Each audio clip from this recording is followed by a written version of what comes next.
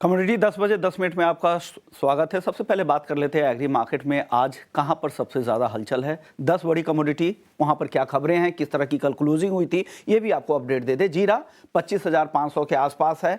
कल 3.5% की गिरावट दिखी थी। आज शुरुआती कारोबार में हल्की सुस्ती दिख रही है, लेकिन अभी भी भाव इसी के आसपास में जीरा मार्च वायदा का है। जीरे के बाद बात करते हैं हल्दी की, तो हल्दी में निचले लेवल पे फिर से खरीदारी यहाँ पे लौटी है। मुनाफा वसूली जो दिख रही थी वो वापस से खरीदारी में बदली है, क्योंकि मार्केट में सप्लाई कम है, उसका फायदा मिल रहा है। और ग्राउंड पर हमने कई कारोबारियों से बात भी की थी, तो यील्ड भी कम है, उत्पादन भी कम रहने का अनुमान है, उसका फायदा हल्दी को मिलेगा, तो लोअर लेवल पे इसलिए बाइंग लौटती है। धनिया की अगर बात करें तो यहां पर हफ्ते भर में 3.5% की गिरावट आ चुकी है, 7,550 के आसपास है। और आज बेहद सीमित दायरे में कारोबार है, लेकिन हल्की तेजी यहां पर आज दिख रही है। ग्वारसीड और ग्वारगम, इन दोनों में लगातार गिरावट दिख रही है। बड़ी गिरावट के बाद 10,000 के नीचे ग्वारगम में लोगों का रुझान बढ़ा है। इस साइकोलॉजिकल लेवल के अब ऊपर आ चुका है निचले लेवल पे खरीदारी से। ग्वारसीड की बात करें तो ग्वारसीड में भी हल्की खरीदारी कल दिखी थी, आज भी मामूली तेजी दिख रही है। 5,200 रुपए के ऊपर ग्वारसीड का वायदा ट्रेड कर रहा है।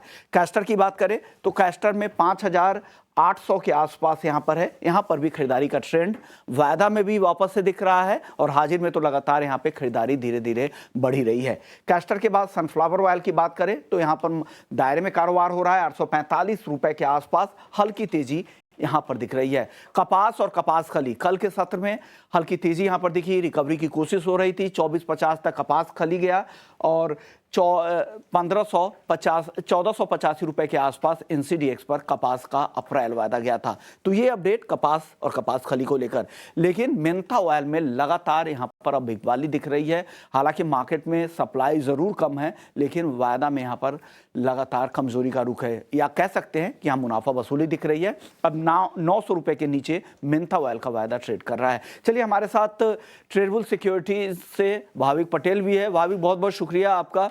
सबसे पहले बात हल्दी की कर लेते हैं। हल्दी में वापस से खरीदारी लौट रही है, क्या खरीदारी करनी चाहिए क्या 15,000 के आसपास? गुड मॉर्निंग विशुमन जी। जी ज़रूर से एक्चुअली हमने 2 दिन से जीरा, धनिया और जो स्पाइस कॉम्प्लेक्स में है वो जीरा की सेलिंग प्रेशर की वजह से प्रेशर दिखा रहा था। बट अगर जैसे आपने भी बताया और ग्राउंड रिपोर्ट पे भी देखा है, तो अगर हल्दी की बात करें तो अभी भी जो अराइवल है कम है। इनफैक्ट इस बार एक्सपेक्टेशन भी है कि यील्ड कम है।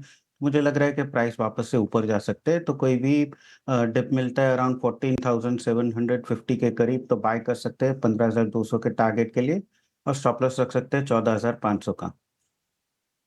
जीरे में क्या करना चाहिए, क्या वैल्यू बाई है क्या 25,500 के आसपास में भाविक? देखिए, वैल्यू बाइंग तो अभी भी मुझे नहीं लग रही, हालाँकि एक थोड़ा ओवरसोल्ड है, बट मुझे लग रहा है कि अभी भी जिस हिसाब से इस बार बम्पर क्रॉप है और जो डिमांड है वो अभी इतनी डिमांड डोमेस्टिक है नहीं, तो मुझे नहीं लग रहा कि बहुत तेज़ी आ सकती है। मेबी यहाँ से और 24,500 के करीब अगर आता है तो वहाँ से वैल्यू बाइंग हो सकती है, बट डेफिनिटली यहाँ से शॉर्ट नहीं कर सकते। बट अगर यहाँ से और 1,000 रुपए की करेक्शन आती है तो बाय कर सकते हैं। ओवरसोल्ड जोन में है, तो यहाँ पे आपको शॉर्ट नहीं, नई शॉर्ट पोजीशन बनाने से बचना चाहिए। लेकिन खरीदारी, नई खरीदारी के लिए भी आप यहाँ पर रुके, 24,500 का लेवल दिखे वहां पर एंट्री करें। धनिया में क्या करना चाहिए भाविक, आपको क्या लग रहा है, धनिया और नीचे आ सकता है क्या? कल एक एक्सपर्ट ग्राउंड के बता रहे थे कि 7,000 से 7,200 का लेवल लंबी अवधि के लिए बेहतर होगा। टेक्निकली चार्ट के हिसाब से आपको कैसा दिख रहा है धनिया यहाँ पर? देखिए, धनिया में भी हमने देखा था कि एक अच्छी खासी रैली के बाद थोड़ा बहुत करेक्शन एक्सपेक्टेड था, जो आ चुका है। मुझे लग रहा है कि यहाँ से अगर ज़्यादा से ज़्यादा नीचे का करेक्शन देखें तो 7350 तक है। बट जैसे फंडामेंटल अगर देखें तो फंडामेंटल्स काफ़ी अच्छे हैं। इस बार की जो क्रॉप है काफ़ी कम है, और अगर डिमांड अगर आगे जाके आती है, मुझे लग रहा है कि धनिया आई थिंक सारे स्पाइस कॉम्प्लेक्स में आउट परफॉर्म करेंगे। तो ये भी मुझे लग रहा है कि करंट मार्केट प्राइस भी अच्छा है बाय करने के लिए। तो करंट मार्केट प्राइस से भी आप बाय कर सकते हैं 7700 के टारगेट के लिए, 1 से 1 हफ्ते के लिए, और स्टॉप लॉस रख सकते हैं 7450 का। लेवल पे भी बाई करें। अगर रिवॉर्ड बेहतर चाहिए, रिस्क कम लेना है, तो नीचे भी वेट आप यहां पर कर सकते हैं, क्योंकि जो रकबा है पिछले साल के मुकाबले 50% से भी ज्यादा कम है। अब भाविक ग्वारसीड ग्वारगम की बात करते हैं। 10,000 के आसपास अभी भी है, काफी ऊपर से देखे तो अभी काफी कमजोर हो चुका है ग्वारगम। कब तक ये तेजी लौटेगी और इन स्तरों पर क्या करना चाहिए, ग्वारसीड ग्वारगम दोनों में है?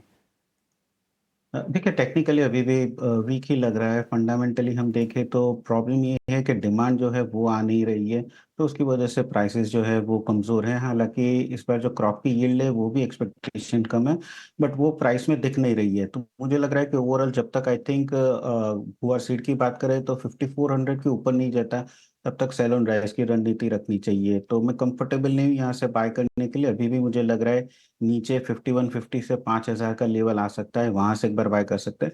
तो कोई भी उछाल मिलता है आज के दिन 5300 के करीब तो शॉर्ट कर सकते हैं 5200 के टारगेट के लिए, और स्टॉप लॉस रख सकते हैं 5330 का। और सेम वे गुआर में गम में भी देखें तो 10,000 के नीचे है, यहाँ से थोड़ा बहुत मुझे लग रहा है कि वैल्यू बाइंग आ सकती है, क्योंकि पहले भी हमने देखा है 9,900 से 10,000 का एक अच्छा बेस बन चुका है।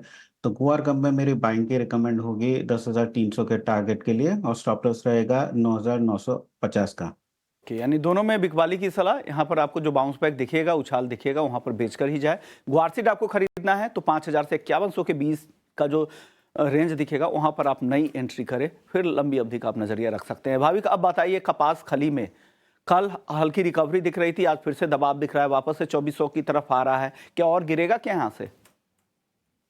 देखिए ओवरऑल अगर ये अगर हम देखें कपास में भी और कॉटन में भी तो थोड़ी यहाँ पे हल्की गिरावट है, तो उसकी वजह से कपास खली में भी अभी दिख रहा है कि थोड़ी बहुत हल्की गिरावट है। बट एक अच्छा पॉजिटिव फैक्टर ये है कि 2430 2420 का जो सपोर्ट है वो ब्रेक नहीं कर रहा है।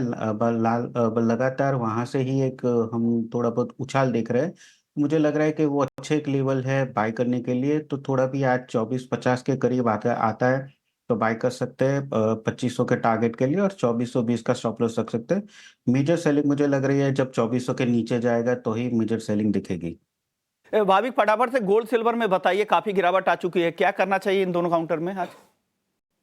गोल्ड में मेरा थोड़ा कॉन्ट्रेरियन कॉल रहेगा। बाय कर सकते हैं अप्रैल वायदा 61,300 के करीब, 61,550 के टारगेट के लिए, और स्टॉप लॉस रख सकते हैं 61,150 का। चांदी में भी मुझे लग रहा है गिरावट रहेगी, तो चांदी बेच के जा सकते हैं 69,750 के करीब, 69,000 के टारगेट के लिए, और 70,250 का स्टॉप लॉस रख सकते हैं। कि चांदी अभी भी बेचनी है और गोल्ड यहाँ पे खरीद सकते हैं। शुक्रिया भाविक, फटाफट से आपने एग्री और नॉन एग्री मार्केट का पूरा आउटलुक बता दिया।